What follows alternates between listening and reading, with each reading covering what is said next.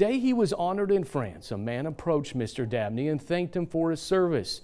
He didn't know who he was. He later learned it was Tom Hanks. He also told me he has some reading to do, admitting Hillary Clinton's new book is still sitting on his desk. It's a place where a love story, a swinging bridge, and a rock star all comes together. It's no secret that everyone who thinks they know where the treasure is located is very tight-lipped about it. But if you really do believe that tens of millions of dollars are buried somewhere here in Bedford County, you might want to start here. And after looking at his coffee table of baseballs, maybe his final mission will be to fetch the ball that will complete his collection, a signed Ted Williams. Should we say a little prayer first? Here we go. All right, Tom, let's cue the music. I'm afraid. All right. Come here. Oh, Trump all but endorsing Moore, saying, quote, "We don't need a liberal Democrat in that seat," end quote. It's just one of several headliners heading into the holiday. When the cops caught up to Eames, he then shot himself in the head.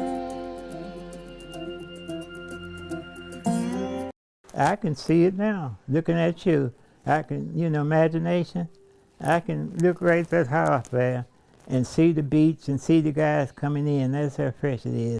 Corporal William Dabney rarely talks about the day that remains so vivid in his mind. I laid amongst the dead, and all that my two men to lay down and not move, because if you lay like you're dead and you don't move, they won't shoot you. They won't waste no bullet on you. June 6, 1944. Dabney had no idea what he was in for. His commanding officers never telling him they were going to fly their balloon battalion into enemy territory. It turned out to be one of the first missions for Operation Neptune, often referred to as D-Day. In 1942, he decided at the age of 17 to drop out of high school and enlist into the Army, becoming a corporal of the 320th Barrage Balloon Battalion. His balloon was deployed on Omaha Beach. It was to shield American troops as German airstrikers flew above. His balloon was quickly shot down. I knew I'd been listening to that because I was there when guys was dropping right in front of me and behind me and everywhere. If I had stood up there and tried to draw the chute up in the mountain there, I would have got shot in second. Dabney would play dead in the sand and not move a muscle for nearly 4 hours. In the here and now, he is known as one of the last surviving members of the 621-man unit. His service revered by the French, as he was honored in 2009 with the Legion of Honor, France's highest medal. On American soil, the 320th Balloon Battalion is known as the forgotten story of D-Day, the black heroes who put their lives on the line. There's very little to commemorate their bravery, only a plaque at the National D-Day Memorial in Bedford. And now, at 93 years old, William still calls Roanoke home with his college sweetheart of 66 years. A war hero, a national treasure, with a simple reflection of one of the most poignant days in American history. I just more or less think about how lucky I was. Congressman Bob Goodlatte has been a fixture inside the halls on the Hill for a quarter of a century. He's worked side by side with 6 different presidents, from agriculture to national security to immigration to technology.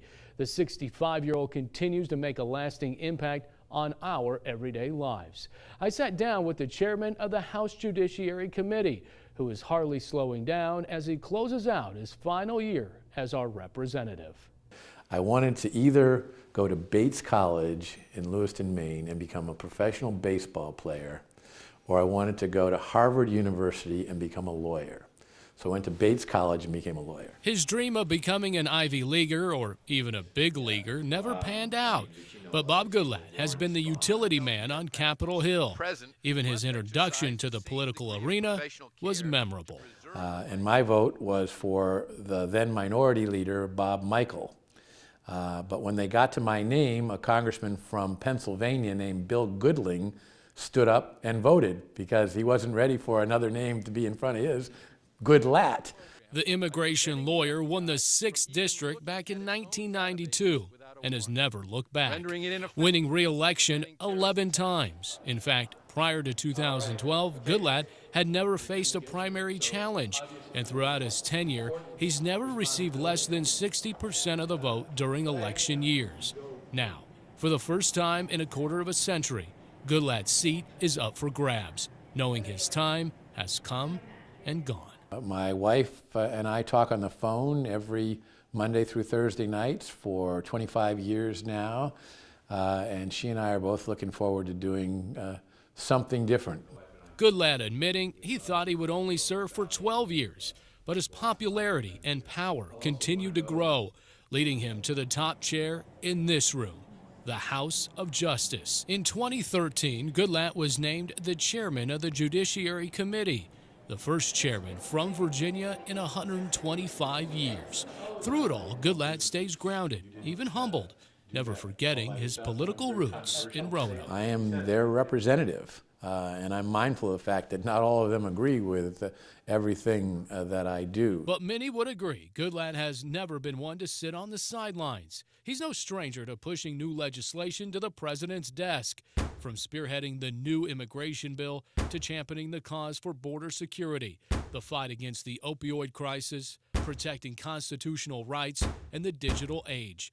Goodlatte has been an authority on hundreds of bills.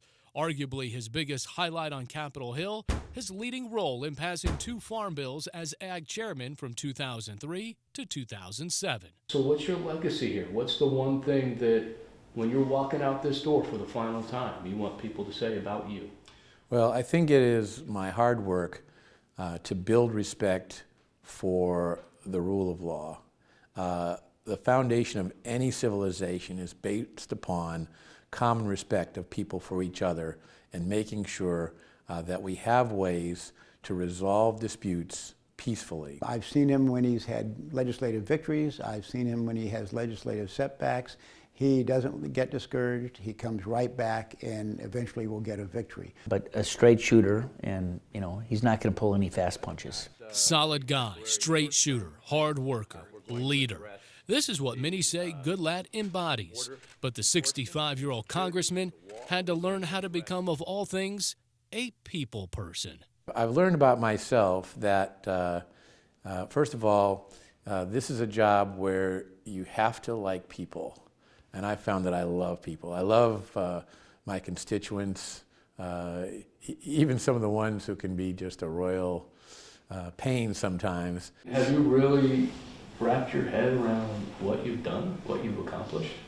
Well, I don't want to do that. I want to keep on working, and even after I leave here, I want to keep on doing things that I think will be not just interesting to me, because this has been a really interesting job, but also something that's worthwhile.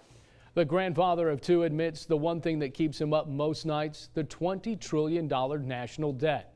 As far as retirement goes, Goodlatte says he hasn't given it much thought. He knows he will come back to Roanoke and do some traveling.